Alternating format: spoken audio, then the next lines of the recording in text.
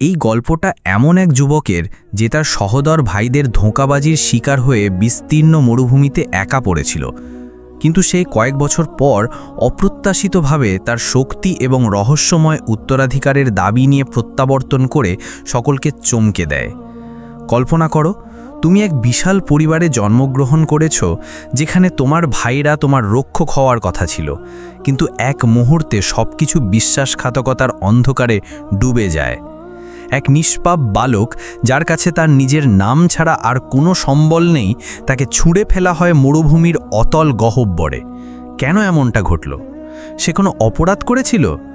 কিন্তু যদি সে কয়েক বছর পর প্রত্যাবর্তন করে, সেই শিশুরূপে নয়, বরং এমন এক অজেয় যোদ্ধা হিসেবে, যার আগমন কোনো শক্তিই রোধ করতে পারবে না, তাহলে কেমন হবে এই রহস্যময় যুবককে এবং সেই গোপন রহস্য কি যা বালুর নিচে চাপা পড়ে রয়েছে? কেন তার ভাইয়েরা কাঁপতে শুরু করল যখন তারা জানতে পারল যে সে এখনও বেঁচে আছে এবং তার হাতে এমন শক্তি আছে যা তাদের সব কিছু উল্টে দিতে পারে? কোথায় পেল সে এই শক্তি? এটি এক প্রাচীনকালের কাহিনী, যার রহস্য, বিস্ময়, অশ্রু এবং অমোঘ অগ্নিশিখায় পরিপূর্ণ। এই গল্পটি শেষ না করে যেও না, কারণ এর সমাপ্তি তোমার কল্পনার থেকে সম্পূর্ণ ভিন্ন হবে, যেখানে প্রতিশোধ নয়, বরং ন্যায় বিচার এবং ক্ষমা এক অভূতপূর্ব নিলমে উদ্ভাসিত হয়। প্রাচীনকালে মরুভূমির বুকে অবস্থিত একটা ছোট্ট গ্রামে হামজা নামে একজন বয়োজ্যেষ্ঠ শেখ বাস করতেন। তিনি তার বিচক্ষণতা এবং ন্যায়পরায়ণতার জন্য সুপরিচিত ছিলেন, এবং তার অসীম জমি ও অমূল্য সম্পত্তি ছিল যা কালের গোপনীয়তায় আবৃত ছিল। হামজার 4 পুত্র ছিল, তাদের মধ্যে 3 জন তার প্রথম পত্নীর সন্তান, আর চতুর্থজন ফারুক, তার দ্বিতীয় পত্নীর সন্তান, যিনি তার জন্মকালে প্রয়াত হয়েছিলেন। ফারুক ছিল ভিন্ন প্রকৃতির, নির্মল, করুণাময়, পাখিদের সাথে সংলাপ করত এবং জীবজন্তুর যত্ন নিত। সে নিরুষ্টতা জানত না এবং অপমানের বদলা নিত না। তার 3 সহোদর গোপনে তাকে ঘৃণা করত। তারা তাকে একজন বাইরের লোক হিসাবে গণ্য করত এবং মনে করত যে সে তাদের পিতার সম্পদ থেকে তাদের ভাগকে বিপন্ন করে তুলছে। হামজা ফারুককে বিশেষভাবে স্নেহ করতেন, অনুভব করতেন যে ফারুক তার আত্মার প্রতিচ্ছয়া বহন করে, এবং সর্বদা বলতেন, ফারুকের অন্তর পবিত্র, যে এতিম হয়ে বেড়ে উঠেছে, সে কখনো সেই ভূমিকে ধোঁকা দেয় না যা তাকে আশ্রয় দিয়েছে। কিন্তু এই স্নেহ তার সহোদরদের মনে ঘৃণার উদ্রেক করেছিল। তারা তাদের পিতার সামনে স্নেহ এবং ঐক্যের অভিনয় করত, কিন্তু রাত্রিকালে তারা গোপনে এই অদ্ভুত বালকটিকে, যেমন তারা তাকে সম্বোধন করত, থেকে মুক্তির উপায় নিয়ে আলোচনা করত। এক গভীর নীরব রাত্রিতে হামজার অসুস্থতা বৃদ্ধি পেল, এবং 1 সপ্তাহ অতিক্রান্ত হয়নি যখন সেই নিঃশব্দে এক অন্ধকার কক্ষে কম্পমান প্রদীপের আলোয় তার আত্মাকে সমর্পণ করলেন। লোকজন শেখকে বিদায় জানাতে সমবেত হল, এবং ফারুক তার পিতার কবরের পাশে এতটাই ক্রন্দন করল যে সে অচেতন হয়ে পড়ল। তার সহোদরদের শোক ছিল একটি আবরণ যা তাদের অভ্যন্তরীণ অন্ধকারকে আড়াল করেছিল। পিতাকে সমাধিস্থ করার 3 দিন পরে 3 সহোদর গোপনে তাদের মাটির বাড়ির পেছনে একত্রিত হল। তাদের মধ্যে সবচেয়ে বয়োজ্যেষ্ঠজন বলল, এখন আমাদের কেউ বাধা দেবে না। যদি ফারুক অস্তিত্বশীল থাকে তাহলে সে আমাদের সাথে উত্তরাধিকার ভাগ করে নেবে, কিন্তু যদি সে লুপ্ত হয়ে যায় তাহলে কেউ তাকে অনুসন্ধান করবে না। পরবর্তী দিন প্রভাতে তারা তাকে গ্রামের বাইরে নিয়ে গেল এই অজুহাতে যে তারা তাদের পিতার কবর দর্শন করতে যাচ্ছে, যা দূরবর্তী মরুভূমিতে অবস্থিত ছিল। নির্দোষ ফারুক তাদের সাথে যাত্রা করল, তাদের কাছে তার স্বপ্নের কথা বর্ণনা করল। সে জানত না যে এই পদক্ষেপগুলো তাকে ধোঁকাবাজির দিকে অগ্রসর করছে। যখন তারা এমন এক বালুর ঢিবিতে উপনীত হল যেখানে বায়ু পর্যন্ত প্রবাহিত হয় না এবং শুধুমাত্র বালুর ক্রন্দন শ্রুত হয়, তারা অকস্মাৎ তাকে ধাক্কা দিয়ে ফেলল এবং তার ছোট থলে ছিনিয়ে নিল, যাতে তার রুটি ও জল ছিল, আর তাকে এমন এক স্থানে ছেড়ে দিল যেখানে কোনো জীবন বাঁচে না। তাদের একজন দূরে যেতে যেতে বলল, মরুভূমিতে তোমার মাতার অনুসন্ধান করো, বহিরাগত। তারা তাকে একাকী রেখে চলে গেল, খাদ্য ছাড়া, জল ছাড়া, বিদায় ছাড়া। ধীরে ধীরে সূর্য অস্ত যেতে আরম্ভ করল, আর ফারুক দিগন্তের দিকে দৃষ্টিপাত করল। ভয় তার বক্ষ বিদীর্ণ করছিল। তার চোখের অশ্রু বালুর কণার সাথে মিশ্রিত হয়ে গেল এবং সেই ক্ষণ থেকে তার প্রথম অধ্যায় আরম্ভ হল কষ্ট এবং বেঁচে থাকার। মরুভূমির গভীরতায়, যেখানে কেউ তোমার ক্রন্দন শোনে না, কেউ তোমার চোখের জল দেখে না, ছোট বালক ফারুক হাঁটু ভেঙে বসেছিল, বোঝার প্রয়াস করছিল কেন তারা তার সাথে এমন আচরণ করল। সে কোনো ভুল করেছিল, আর কেন তার পিতার স্নেহ তাকে রক্তের ধোঁকাবাজি থেকে রক্ষা করতে পারল না। সূর্য খড়গের মতো আকাশকে ছিন্ন করছিল, তার মস্তকে অগ্নি ঝরাচ্ছিল, আর উত্তপ্ত বালু তার পায়ে দাহ সৃষ্টি করছিল। সে চিৎকার করার প্রয়াস করল, কিন্তু তার কণ্ঠ রুক্ষ ছিল, যেন মরুভূমি তাকে ধীরে ধীরে গ্রাস করছিল। ঘণ্টা অতিক্রান্ত হওয়ার সাথে সাথে তার দেহ দুর্বল হয়ে পড়তে আরম্ভ করল। সে মুখ থুবড়ে পড়ে গেল এবং তার চোখ বন্ধ হয়ে গেল, কিন্তু সে প্রয়াত হয়নি। সে তার চোখ উন্মিলিত করল এক অদ্ভুত ছায়ার ওপর, এক মুখ রুমাল দিয়ে আবৃত, এবং এক রুক্ষ কণ্ঠ বলল, এই বালক প্রয়াত হয়নি, তার অন্তর যুদ্ধ করছে। লোকটার নাম ছিল আবু বকর, একজন বেদুইন, যিনি ঢিবিগুলোর মাঝে একটি গোপন মরুদ্যানে বাস করতেন। তিনি একাকী জীবনযাপন পছন্দ করতেন এবং সহচর্য পছন্দ করতেন না, কিন্তু তিনি ফারুকের মধ্যে কিছু অদ্ভুত উপাদান লক্ষ্য করেছিলেন। তিনি তাকে তার উটের পিঠে তুলে নিলেন, জীবনের স্বাদের সাথে জল পান করালেন এবং তাকে তার খেজুর পাতা ও বাবলা গাছের শাখা দিয়ে নির্মিত কুটিরে নিয়ে গেলেন। সেখানে ছোট মরুদ্যানে ফারুকের দেহ সুস্থ হয়ে উঠতে আরম্ভ করল, কিন্তু তার অন্তর ধোঁকাবাজিতে ক্ষতবিক্ষত ছিল। দিন অতিক্রান্ত হওয়ার সাথে সাথে আবু বকর তাকে শিক্ষা দিতে আরম্ভ করলেন। তিনি তাকে শিখিয়েছিলেন কিভাবে নক্ষত্র পাঠ করতে হয়, কিভাবে বায়ু শ্রবণ করতে হয়, কিভাবে বালুকে ঢাল হিসেবে ব্যবহার করতে হয় এবং নীরবতাকে বিচক্ষণতা হিসেবে গ্রহণ করতে হয়। একদিন সন্ধ্যায় যখন নক্ষত্রগুলো উজ্জ্বল হয়ে উঠছিল, তিনি তাকে বললেন, ধোঁকাবাজি তোমাকে গঠন করে, হয় তুমি এর নিচে প্রয়াত হবে, নয়তো এর উপরে উঠে দাঁড়াবে। ফারুক খুব বেশি কথা বলতো না, কিন্তু সে সব কিছু শ্রবণ করত। সে একটি কাঠের খড়গ দিয়ে অনুশীলন আরম্ভ করল, উট চালনা শিখল, কূপ থেকে জল তোলা শিখল এবং প্রতিদিন তার চোখে ভয়কে পরাজিত করা শিখল। মাস অতিক্রান্ত হয়ে গেল এবং বালকটি পরিণত হয়ে উঠল। সে আর সেই শিশু ছিল না যাকে মরুভূমিতে ছেড়ে দেওয়া হয়েছিল, বরং একজন যুবক হয়ে উঠল, যার উপর মরুভূমির বায়ু এসে পড়লে সে কম্পিত হয় না। এক রাত্রিতে যখন সে চন্দ্রের আলো অনুসরণ করছিল, সে পাথরের মাঝে কিছু উজ্জ্বল হয়ে উঠতে দেখল, একটি ছোট পাথরের পথ যা একটি রহস্যময় জগতের দিকে নিয়ে যাচ্ছিল। সে সেদিকে অগ্রসর হল। তার অন্তর দ্রুত স্পন্দিত হচ্ছিল। সে জানত না যে সে সেখানে যা আবিষ্কার করবে তা তার ভাগ্যকে চিরকালের জন্য পরিবর্তিত করে দেবে। রাত্রি নিস্তব্ধ ছিল এবং চন্দ্র পূর্ণ ছিল। তার রৌপ্য আলো সোনালি ঢিবিগুলোর উপর ছড়িয়ে পড়ছিল। ফারুক সেই পাথরের গহ্বরের দিকে সতর্কতার সাথে অগ্রসর হল, যা সে লক্ষ্য করেছিল। এটি একটি ছোট প্রবেশদ্বার ছিল, যা সবে একজন সরু যুবকের জন্য যথেষ্ট, এবং এটি ধুলো এবং কাল দিয়ে আচ্ছাদিত ছিল। মনে হচ্ছিল শতাব্দী ধরে কেউ এখানে প্রবেশ করেনি। ফারুক ভিতরে হামাগুড়ি দিয়ে প্রবেশ করল এবং সে যত গভীরে অগ্রসর হল, অন্ধকার তত ঘন হয়ে উঠল, কিন্তু সে থামল না। যখন সে আশা ত্যাগ করতে উদ্যত হয়েছিল, তখন সে একটি ম্লান আলোর ঝলক দেখতে পেল, যা একটি প্রাচীন শিখা থেকে উদ্ভূত হয়েছিল, যা এতকাল পরেও জ্বলছিল। সে এটি তুলে নিল এবং একটি সংকীর্ণ সুড়ঙ্গ প্রকাশিত হল, যা একটি রহস্যময় কক্ষে সমাপ্ত হয়েছিল, যা পাথরের মধ্যে খোদাই করা ছিল। তার দেওয়ালে চিহ্ন এবং খোদাই ছিল যা সে পূর্বে কখনো দেখেনি। সেখানে 7টি স্তম্ভ ছিল এবং প্রতিটি স্তম্ভের উপর একটি ছোট মানচিত্র, একটি দর্পণ এবং একটি বাক্স ছিল।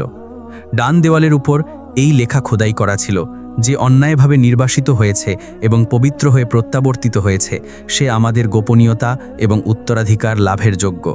আর যে ধোঁকাবাজ হিসেবে প্রবেশ করবে, তার পদক্ষেপগুলো বাইরে যাবার পূর্বেই প্রয়াত হয়ে যাবে।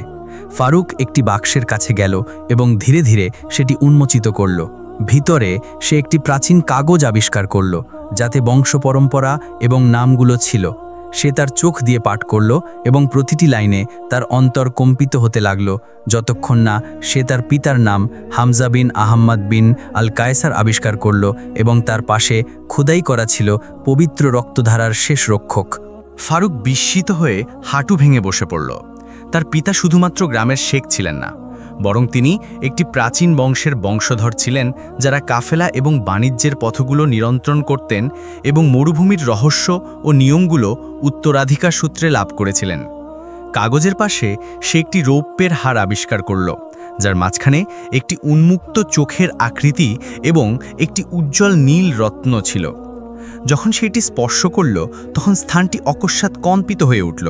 তার পিছনের পাথরগুলো সরে গেল এবং একটি বিশাল পাথরের মূর্তি উদ্ভূত হয়ে এলো, যা একটি পক্ষযুক্ত সিংহের মতো দেখতে ছিল, এবং এটি থেকে একটি ম্লান কণ্ঠ উদ্ভূত হয়ে এলো, যা মানুষের মতো শোনাচ্ছিল না। ওহে তুমি শেষ বংশধর, ছায়া থেকে সতর্ক হও, কারণ ধোঁকাবাজি প্রয়াত হয় না, বরং পুনরাবৃত্ত হয়।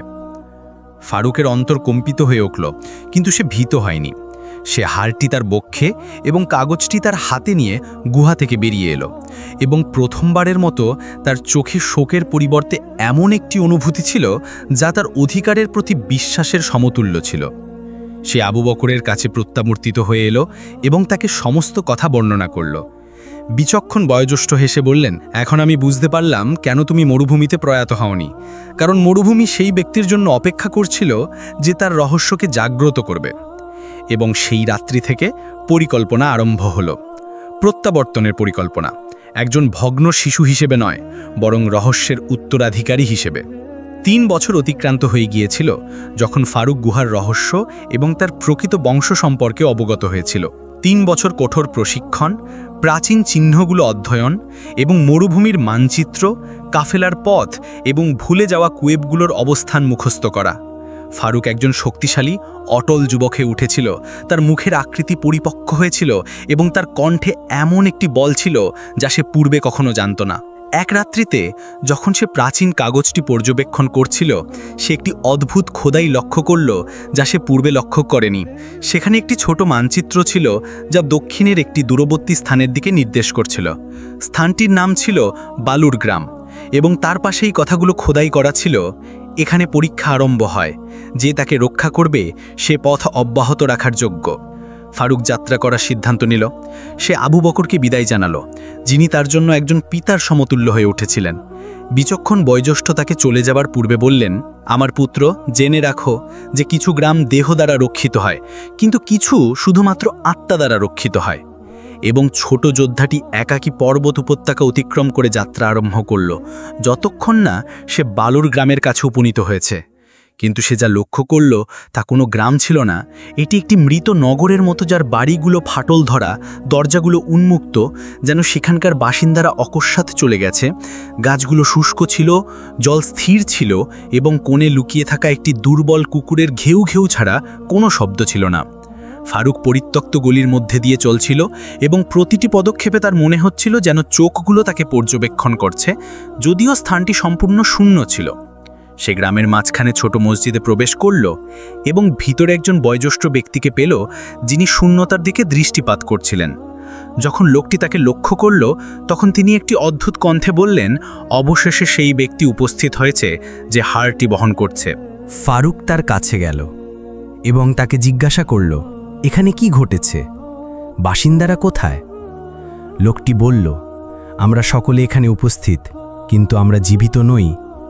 তারপর তিনি গ্রামের মাঝখানের পরিত্যক্ত কূপটির দিকে ইঙ্গিত করে বললেন, অভিশাপ সেখান থেকে আরম্ভ হয়েছিল, যখন আমাদের জিহ্বা সত্যের মালিকের সাথে মিথ্যা বলেছিল। লোকটির কথা থেকে ফারুক বুঝতে পারল যে গ্রামটি একদিন তার প্রপিতামহকে গ্রহণ করেছিল, যাকে অন্যায়ভাবে সেখান থেকে বিতাড়িত করা হয়েছিল। তাই একটি অভিশাপ স্থানটির ওপর অবতীর্ণ হয়েছিল এবং এর বাসিন্দাদের জীবন ও মৃত্যুর মাঝে আবদ্ধ রেখেছিল। লোকটি তাকে বলল, যদি তুমি আমাদের মুক্তি প্রদান করতে চাও, তাহলে তোমাকে সম্পূর্ণ সত্য উচ্চারণ করতে হবে। তা যাই হোক না কেন, ফারুক প্রথমে বুঝতে পারেনি, কিন্তু সে কূপের কাছে গেল, তার ভিতরে দৃষ্টিপাত করল এবং চিৎকার করে বলল, আমি ফারুক বিন হামজা, নির্বাসিত ব্যক্তির নাতি, এবং আমি প্রতিশোধের জন্য নয়, বরং ন্যায় বিচারের জন্য প্রত্যাবর্তিত হয়েছি। অকস্মাৎ মাটি কম্পিত হয়ে উঠল এবং কূপ থেকে একটি উজ্জ্বল আলো উদ্ভূত হয়ে এলো, যা গ্রামটিকে আবৃত করল। তারপর দরজাগুলো বন্ধ হয়ে যেতে আরম্ভ করল, কুকুরগুলো লুপ্ত হয়ে গেল এবং গাছগুলো আবার সবুজ হয়ে উঠল। তারপর ফারুক বয়োজ্যেষ্ঠ লোকটির কণ্ঠ শেষবারের মতো শ্রবণ করল, অভিশাপ উত্তোলিত হয়েছে এবং তোমার উত্তরাধিকারের প্রথম ধাপও তোমার সাথে উত্তোলিত হয়েছে। এবং যখন সূর্য উদিত হয়েছে, গ্রামটি বাস্তব হয়ে উঠেছে এবং লোকেরা আবার জীবিত হয়ে উঠেছে, যেন কিছুই ঘটেনি। কিন্তু ফারুক সেখানে অবস্থান করেনি। সে তার পথ অব্যাহত রেখেছে এবং তার চোখগুলো একটি নতুন আলোয় উজ্জ্বল হয়েছে, কারণ সে তার প্রথম পরীক্ষায় উত্তীর্ণ হয়েছে এবং ভূমি তাকে স্বীকৃতি দিতে আরম্ভ করেছে। যখন ফারুক বালুর গ্রামের অভিশাপ উত্তোলনে সফল হয়েছে, তখন সে নিশ্চিতভাবে জানতে পারল যে তার পথ কেবল প্রতিশোধের পথ নয়, বরং এটি তার এবং তার মতো যারা অন্যায়ভাবে ক্ষতিগ্রস্ত হয়েছে তাদের সকলের জন্য অধিকার এবং মর্যাদাপূর্ণ স্থাপনের পথ। সে দিনের পর দিন উপত্যকা এবং সমভূমির মধ্য দিয়ে চলতে থাকল। একজন বেদুইনের কাছ থেকে ক্রয় করা একটি উট তার সহচর ছিল। উটটি তাকে বহন করছিল এবং কাগজ ও হাড় তার সাথে ছিল, যা প্রথম গ্রামের কাছে এলে উজ্জ্বল হয়ে উঠছিল। সে তার পুরানো গ্রামের কাছে এক সন্ধ্যায় উপনীত হয়েছে, যখন সূর্য ঢিবিগুলোর পিছনে অস্ত যাচ্ছিল। সে একটি ছোট ঢিবির উপর দাঁড়িয়ে গ্রামটির দিকে দৃষ্টিপাত করছিল। সে তার বালুময় পথগুলো, মাটির বাড়িগুলো এবং মসজিদের উঠান দেখল, যেখানে সে একদিন একটি শিশু হিসেবে খেলাধুলা করত। কিন্তু কিছু একটা পরিবর্তিত ছিল। সবকিছু আরও অন্ধকারময় দেখাচ্ছিল, যেন গ্রামটি তার আত্মা হারিয়ে ফেলেছে। তাকে মরুভূমিতে ছেড়ে দেওয়ার পর থেকে 7 বছর অতিক্রান্ত হয়েছে। তার মুখের আকৃতি পরিবর্তিত হয়েছে, তার দেহ পরিপক্ক হয়েছে, তার কণ্ঠ পরিবর্তিত হয়েছে এবং কেউ তাকে চিনতে পারছিল না। সে নির্মলভাবে গ্রামে প্রবেশ করল, একটি বোনা পোশাক পরিহিত এবং তার মুখ আংশিকভাবে আবৃত রেখেছে। সে লক্ষ্য করল যে লোকেরা তাদের মস্তক নত করে পথে চলছে এবং তার সহদরদের লোকেরা চাবুক নিয়ে বাজার পাহারা দিচ্ছে, আর দুর্বলদেরকে ধর্ম এবং উত্তরাধিকারের অজুহাতে তাদের বাড়ি থেকে বিতাড়িত করা হচ্ছে। সে একজন বয়োজ্যেষ্ঠকে বলতে শ্রবণ করল, শেখ হামজা প্রয়াত হওয়ার পর থেকে তার পুত্রেরা দানবে পরিণত হয়েছে। যদি তিনি দেখতে পেতেন যে তারা কি করেছে।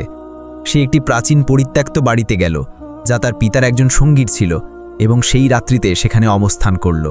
প্রভাতে সে বাজারে গেল এবং একটি কোণে বসে তার সহদরদেরকে পর্যবেক্ষণ করতে থাকল, যতক্ষণ না সে তাদের 3 জনকে একটি বড় পরিষদ থেকে অসংখ্য লোকের ভিড়ের মধ্যে দিয়ে বেরিয়ে আসতে দেখল। তারা আরও ধনাঢ্য হয়েছে, বিলাসবহন পোশাক পরিহিত, এবং তাদের চারপাশে রক্ষক ছিল। তারা হাসছিল এবং অহংকার করছিল। কিন্তু যখন ফারুক তাদের দেখছিল, তখন সে ঈর্ষা অনুভব করেনি, বরং দুঃখ অনুভব করেছে। তারা কিছুই অর্জন করেনি, বরং তারা তাদের অভ্যন্তরে থাকা সবকিছু সুন্দর হারিয়ে ফেলেছে। পরবর্তী দিন সে গোপনে সেই প্রাচীন পরিষদে প্রবেশ করল, যেখানে তার পিতা সভা করতেন। সেইটি মিথ্যা এবং জাল দলিলপত্র এবং ক্ষুধার্তের মুখ থেকে চুরি করা সোনার স্তূপ দিয়ে নোংরা দেখতে পেল। সে তার পোশাকের নিচ থেকে প্রাচীন কাগজটি বের করল এবং টেবিলের উপর স্থাপন করল। সে দীর্ঘক্ষণ এর দিকে দৃষ্টিপাত করল, তারপর ফিসফিস করে বলল, সত্যের সময় উপস্থিত হয়েছে এবং আমার কোনো খড়গের প্রয়োজন হবে না, কারণ সত্য নিজেই যথেষ্ট। ফারুক একটি পরিকল্পনা আরম্ভ করল। সে সরাসরি তাদের মুখোমুখি হল না, বরং লোকজনের কাছে গেল। সে দরিদ্রদের সহায়তা করল, কিছু বিধবাকে তাদের অর্থ ফিরিয়ে দিল এবং তার নাম শিশুদের মধ্যে পুনরাবৃত্তি হতে আরম্ভ করল। এই ব্যক্তি কে, যে ক্ষুধার্তদের খাদ্য প্রদান করে এবং যারা অন্যায়ভাবে ক্ষতিগ্রস্ত হয়েছে তাদের খোঁজ নেয়? আরম্ভটা ছিল ধীর কিন্তু বলিষ্ঠ। লোকেরা, যারা তার সহদরদেরকে বছরের পর বছর ধরে ভয় করেছে, তারা অনুভব করতে আরম্ভ করল যে কিছু পরিবর্তন ঘটছে এবং একটি নতুন বায়ু গ্রামে প্রবেশ করেছে। তার সহদরেরা অনুভব করল যে কেউ তাদের নিচে মাটি নাড়াচ্ছে, কিন্তু তারা এখনও জানত না যে শিশুটিকে তারা মরুভূমিতে ছেড়ে দিয়েছে সে প্রত্যাবর্তিত হয়েছে। গ্রামের প্রান্তে একজন বয়োজ্যেষ্ঠা মহিলা বাস করতেন, যাকে লোকেরা স্মৃতি বলে সম্বোধন করত, এবং তার প্রকৃত নাম ছিল ফাতিমা। তিনি ফারুকের জন্মের সাক্ষী ছিলেন এবং তার পিতা হামজার সাথে তার মাতার বিবাহের সাক্ষী ছিলেন। কিন্তু শেখ প্রয়াত হবার পর তিনি লোকজন থেকে দূরে সরে গিয়েছিলেন এবং তার 3 পুত্রের কোনোটির সাথেই সংলাপ করতে অস্বীকার করেছিলেন। এক রাত্রিতে ফারুক ছদ্মবেশে তার সাথে সাক্ষাৎ করতে গেল এবং তার দরজায় আঘাত করল। তিনি দুর্বল কণ্ঠে দরজার পিছন থেকে বললেন, আমি আমার দরজা শুধুমাত্র সেই ব্যক্তির জন্য উন্মোচিত করি যার কাছে হামজার চিহ্ন আছে। তুমি কে?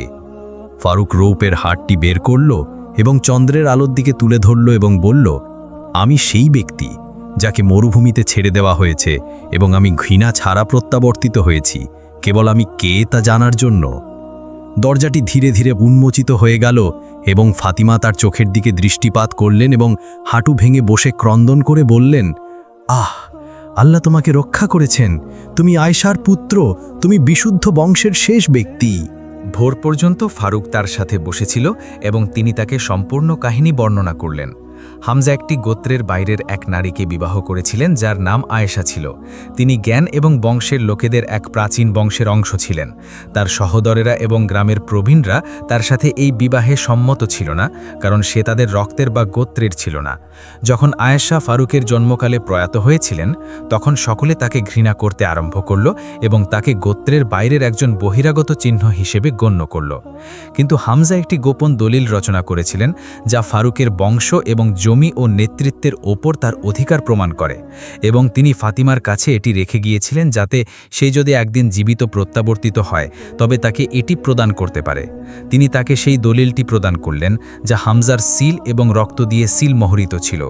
পরবর্তী দিন ফারুক গোপনে গ্রামের কিছু সম্মানিত পুরুষকে আহ্বান করলেন, প্রবীণ এবং যুবক উভয়কেই, এবং তাদের কাছে দলিলটি প্রদর্শন করলেন এবং প্রাচীন কাগজটি বের করে তাদের সামনে পাঠ করলেন। তিনি তাদের বললেন, আমি নিতে বা প্রতিশোধ নিতে আসিনি, বরং ভারসাম্য পুনঃস্থাপন করতে এসেছি। আমার পিতা একজন নেতা ছিলেন এবং তার রক্ত একটি ইচ্ছাপত্র দিয়ে সিলমোহরিত ছিল, এবং এখন সত্য প্রত্যাবর্তিত হয়েছে। ফিসফিসানি বৃদ্ধি পেল এবং লোকেরা সংলাপ আরম্ভ করল। কিছু লোক ক্রন্দন করল, কিছু লোক আনন্দিত হয়েছে, যেন কিছু একটা নিদ্রিত ছিল এবং জাগ্রত হয়েছে। একই সময় খবরটি 3 সহোদরের কাছে পৌঁছেছে এবং তারা ক্রোধিত হয়ে উঠেছে। সবচেয়ে বয়োজ্যেষ্ঠ জন ওমার রাগে বলল, সে জীবিত, সেই বোকাটা জীবিত এবং প্রত্যাবর্তিত হয়েছে। মাঝের জন খালিদ বলল, এটা অসম্ভব, আমরা তাকে আমাদের হাতে ছেড়ে দিয়েছিলাম, সে কিভাবে বেঁচে গেল? আর সবচেয়ে যুবকজন জায়েদ সবচেয়ে বেশি উদ্বিগ্ন ছিল, কারণ সে তাদের মধ্যে সবচেয়ে দুর্বল অন্তরের ছিল এবং সর্বদা এমন একটি দিনের ভয় করত। সহদরেরা গ্রামের লোকেদের জন্য একটি বড় সভা আহ্বান করার সিদ্ধান্ত নিল এবং সেই বহিরাগতকে চ্যালেঞ্জ করার সিদ্ধান্ত নিল যে হামজার বংশের দাবি করছিলেন। কিন্তু তারা জানত না যে দলিলটি তাদের বিরুদ্ধে ঘুরে যাবে এবং ইতিহাসকে দুবার প্রতারিত করা যাবে না। গ্রামের সমস্ত লোককে একটি বড় উঠানে আহ্বান করা হয়েছে, যা সত্যের পরিষদ হিসেবে পরিচিত ছিল। 3 সহদর সামনের সারিতে ছিল, শক্তি এবং রাগে আবৃত। তাদের রক্ষক এবং তোষামতকারীরা তাদের আবৃত করেছে। লোকেরা সম্পূর্ণ নীরব ছিল, তারা জানত না কে বিজয়ী হবে বা কি ঘটবে। উঠানের মাঝখানে একটি প্রাচীন কাঠের চেয়ার স্থাপিত ছিল, যা একদিন তাদের পিতা শেখ হামজার চেয়ার ছিল, কিন্তু তার প্রয়াত হওয়ার পর থেকে কেউ এটিতে বসেনি এবং এটি সত্যের অনুপস্থিতির দ্বারা সৃষ্ট শূন্যতার প্রতীক হিসেবে খালি ছিল। ফারুক নির্মলভাবে প্রবেশ করল। একটি সাধারণ কালো পোশাক পরিহিত, তার বক্ষে হার এবং তার হাতে প্রাচীন কাগজ ও তার পিতার শিলমোহরিত দলিল ছিল। সে লোকজনের সামনে দাঁড়ালো, তারপর চেয়ারটির দিকে দৃষ্টিপাত করল এবং একটি বলিষ্ঠ কণ্ঠে বলল, এই চেয়ারটি খালি ছিল, কারণ আমার পিতার পর যারা এটিতে বসেছে তারা সম্মান ছাড়া বসেছে। কিন্তু আমি এটি চাইনি, তবে সত্য চাই যে এর মালিক পরিচিত হোক। সহদরেরা সামনে এলো এবং ওমর তার স্বাভাবিক উচ্চকণ্ঠে বলল, তুমি কে? একজন শিশু যে মরুভূমি থেকে পলায়িত হয়েছে এবং মনে করে যে সেই রক্ত বহন করে? আমরাই সেই ব্যক্তি যারা পিতার পর দায়িত্ব গ্রহণ করেছে, এবং আমরাই সেই ব্যক্তি যারা গ্রামটিকে রক্ষা করেছে। ফারুক নির্মলভাবে হাসল এবং বলল, তোমরা সেই ব্যক্তি যারা গ্রামটিকে বিভক্ত করেছ, জমি লুট করেছ এবং বিশ্বাসকে একটি পণ্যে পরিণত করেছ। আমি অনুপস্থিত ছিলাম, কিন্তু আমি লুপ্ত হইনি। তারপর সে সকলের সামনে দলিলটি উন্মোচিত করল এবং একটি উচ্চকণ্ঠে পাঠ করল এবং লোকেরা তার চারপাশে সমবেত হয়েছে। আমি হামজা বিন আহমদ, আমি স্বীকার এবং সাক্ষ্য দিচ্ছি যে আমার পুত্র ফালুক আমার পত্নী আয়েশার পুত্র, আমার আইনসম্মত উত্তরাধিকারী, এবং আমি সুপারিশ করছি যে পরিবারের শিল তার কাছে হস্তান্তরিত হোক, এবং সে যদি আমার প্রয়াত হওয়ার পর প্রত্যাবর্তিত হয় তবে সে হারটি বহন করবে। লোকেরা বিশ্বাসকারী এবং দৃশ্যিতদের মধ্যে বিভক্ত হয়ে গেল, কিন্তু বয়োজ্যেষ্ঠা ফাতেমা সারি থেকে অগ্রসর হয়ে এসে তার হাত উত্থিত করে বললেন, আমি সাক্ষী, আমি সেই ব্যক্তি যে এই গোপনীয়তা লুকিয়ে রেখেছে, এবং আমি সেই ব্যক্তি যে সত্যকে ধরে রেখেছে যখন তারা এর সাথে ধোঁকাবাজি করেছে। এই যুবকটি সেই সত্য যা দীর্ঘ অনুপস্থিতির পর প্রত্যাবর্তিত হয়েছে। সকলে নীরব হয়ে গেল। তারপর গ্রামের একজন প্রধান অগ্রসর হয়ে এসে বললেন, আমরা শক্তি দ্বারা শাসন করি না, বরং সত্য দ্বারা। যদি ফারুক যা বলছে তা সত্য হয় তাহলে তাকে চেয়ারে বসতে দাও। ফারুক এক্ষণের জন্য নীরব হয়ে গেল, তারপর চেয়ারটির দিকে দৃষ্টিপাত করল। ধীরে ধীরে অগ্রসর হয়ে গেল এবং বসল। যখন সে বসল তখন একটি মৃদু বায়ু প্রবাহিত হয়ে গেল, যা উঠানটি পূর্ণ করল এবং তার বক্ষের হাড়টি উজ্জ্বল হয়ে উঠতে আরম্ভ করল, যেন আকাশ নিজেই দৃশ্যটিকে আশীর্বাদ করছে। রক্ষকেরা অগ্রসর হয়ে এলো এবং ফারুকের 3 সহোদরের কাছ থেকে নেতৃত্বের চিহ্নগুলো ছিনিয়ে নিল। তাদের মধ্যে কেউ কেউ প্রতিরোধের প্রয়াস করল, কিন্তু লোকেরা তাদের মুখোমুখি দাঁড়ালো এবং তারা কেবল একটি নীরবতা আবিষ্কার করল। ওমর রাগে বেরিয়ে গেল, খালিদ একটা অন্ধকার নীরবতার সাথে, কিন্তু জায়েদ ক্রন্দন করে ফিসফিসে বলল, আমরা জানতাম না যে তুমি প্রত্যাবর্তিত হবে এবং আমরা জানতাম না যে তুমি আমাদের চেয়েও পবিত্র হবে। তিনি তাদের কাছ থেকে প্রতিশোধ গ্রহণ করলেন না বা তাদের নির্বাসনের দাবি করলেন না, বরং তাদেরকে তাদের মুখের মুখোমুখি হতে দিলেন। আর তিনি চেয়ারে বসলেন একজন রাজা হিসেবে নয়, বরং সত্যের একজন সেবক হিসেবে। কিন্তু তার চোখে কিছু একটা ছিল যা এখনও নিভে যায়নি, কারণ শেষ অধ্যায়ে যা তার জন্য অপেক্ষা করছিল তা কেবল প্রত্যাবর্তনের চেয়েও মহান ছিল। প্রাচীন চেয়ারটিতে ফারুকের বসার কয়েকদিন পরে গ্রামটি আবার নিঃশ্বাস গ্রহণ করতে আরম্ভ করল। বাজারগুলো আবার উন্মোচিত হয়ে গেল, বিধবারা তাদের বাড়িতে প্রত্যাবর্তিত হয়েছে এবং হাসি শিশুদের মুখে প্রত্যাবর্তিত হয়েছে। ফারুক একজন প্রকৃত নেতা হিসাবে কার্য করছিল। তিনি তার কণ্ঠ উচ্চ করতেন না, তার কোনো খড়গও ছিল না, কারণ তার কথা তার পদক্ষেপের পূর্বেই যেত এবং তার সিদ্ধান্তগুলো কাগজে লিখিত হবার পূর্বেই লোকেদের অন্তর থেকে আরম্ভ হতো। কিন্তু একদিন প্রভাতে একজন বয়োজ্যেষ্ঠ লোক গ্রামের প্রান্তে উপনীত হয়েছে। একটি গাধার পিঠে চড়ে তার কাঁধে একটি প্রাচীন থলে ছিল এবং তার চোখ একটি ছেঁড়া আবরণের পিছনে লুকিয়েছিল। রক্ষকেরা তাকে জিজ্ঞাসা করল, আপনি কে এবং কেন এসেছেন? তিনি একটি রুক্ষ কণ্ঠে বললেন, আমি একটি ছোট বালককে অনুসন্ধান করছি, যাকে আমি মরুভূমিতে ছেড়ে দিয়েছিলাম, কিন্তু আমার অন্তর তাকে কখনো ত্যাগ করেনি। রক্ষকেরা লোকটিকে পরিষদে নিয়ে গেল এবং সেখানে ফারুক লোকেদের দলিল পরীক্ষা করছিল এবং প্রতিবেশী গ্রামগুলোর লোকেদের সহায়তা করছিল। যখন লোকটি প্রবেশ করল, ফারুক দীর্ঘক্ষণ তার দিকে দৃষ্টিপাত করল এবং তার চোখ কম্পিত হয়ে উঠল। এটা ছিল আবু বাকার, সেই ব্যক্তি যিনি তাকে মরুভূমিতে মৃত্যু থেকে রক্ষা করেছিলেন এবং তার সাথে 3 বছর বাস করেছিলেন এবং তাকে শিখিয়েছিলেন কিভাবে একজন মানুষ হতে হয়, একটি খড়গ দিয়ে নয়, বরং একটি সৎ অন্তর দিয়ে। ফারুক তার দিকে দৌড়ে গেল এবং তার পায়ে হাঁটু ভেঙে বসল এবং চোখের জল নিয়ে বলল, আমার অন্য পিতা, আমি এক মুহূর্তের জন্য তোমাকে ভুলিনি। আবু বকর হাসলেন এবং তার মস্তকে হাত বুলিয়ে বললেন, আমি জানতাম যে তুমি এখানে পৌঁছাবে, কিন্তু আমি জানতাম না যে তুমি সেই আলো হবে যা তাদের অন্ধকার দূর করবে।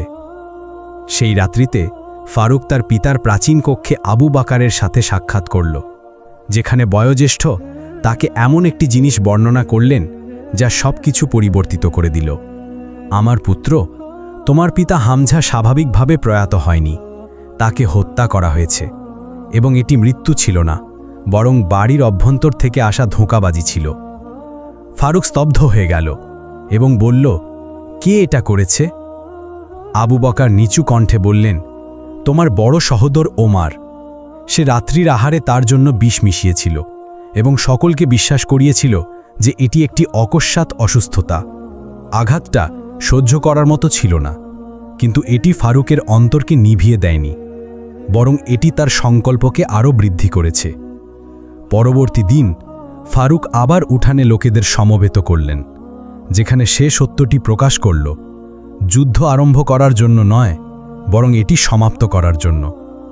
সে ওমারকে ফাঁসি দেওয়া বা তার সহোদরদেরকে কারাগারে পাঠানোর দাবি করল না, বরং সে তাদের সেই ভূমি থেকে দূরে নির্বাসিত করার সিদ্ধান্ত নিল এবং যারা অনুতপ্ত হয়ে প্রত্যাবর্তিত হতে চায় তাদের জন্য দরজা উন্মুক্ত রাখল।